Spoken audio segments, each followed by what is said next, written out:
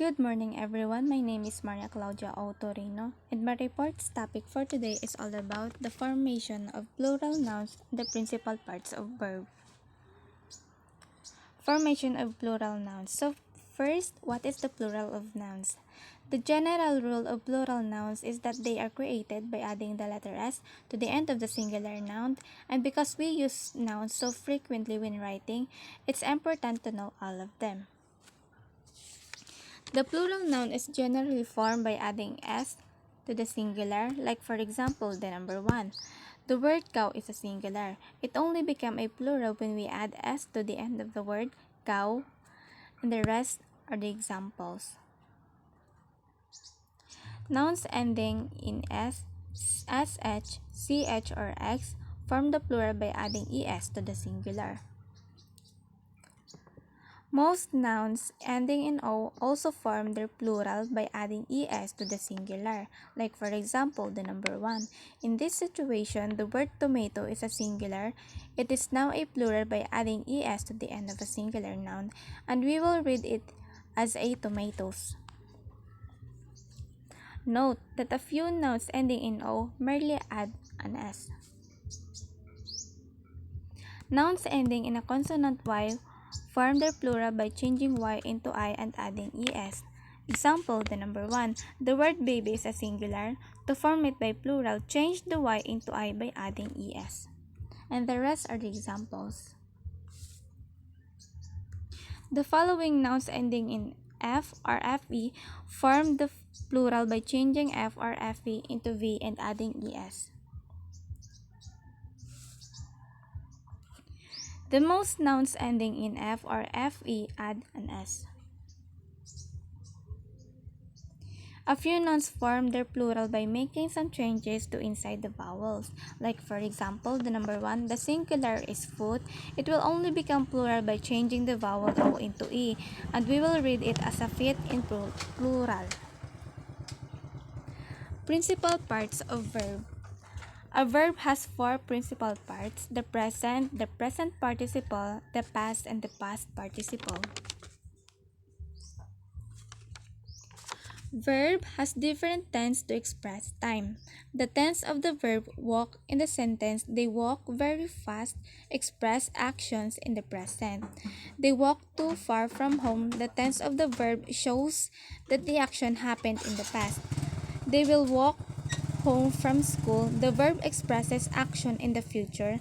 These forms of verbs are also known as tense. The verb's tense shows the time of the action or state of being that is being described. To use the tense of a verb correctly, you must know the principal parts of the verb. A verb has 4 principal parts, like what I have said earlier. There are present, the present participle, the past, and the past participle. The word walk is a present, and walking is a present participle. The word walk is a past, and the word walk is a past participle.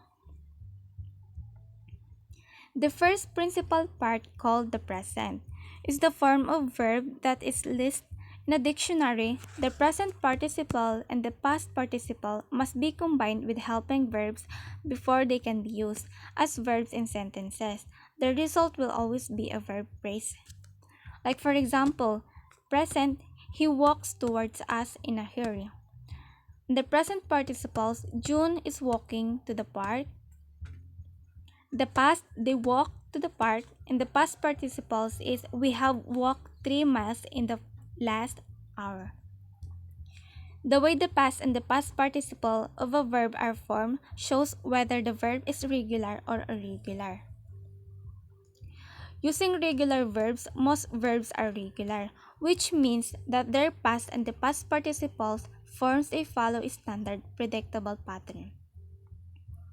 The past and the past participle of a regular verb are formed by adding ed or d to the present form. To form the past and past participle of a regular verb, such as chirp or hover, you simply add ed to the present. With regular verbs that already end e, Verbs such as move and charge, you simply add the to the present. The principal parts of regular verbs, because they're past participle, and present participles, forms follow a simple pattern. Using irregular verbs, while most verbs are regular, many very common verbs are irregular. Their past and past participle form do not follow a predictable pattern. The past and the past participle of an irregular verb are not formed by adding ed or d to the present form.